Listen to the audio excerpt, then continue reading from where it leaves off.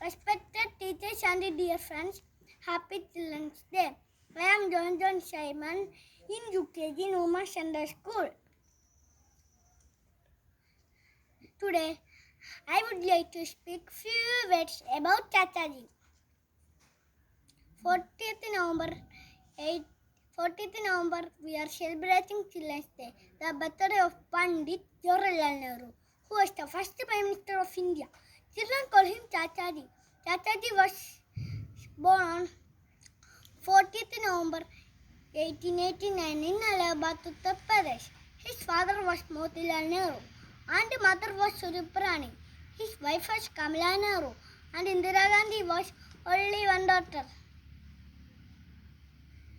Chachaji ruled India for 17 years. That's on 1947 to 1964.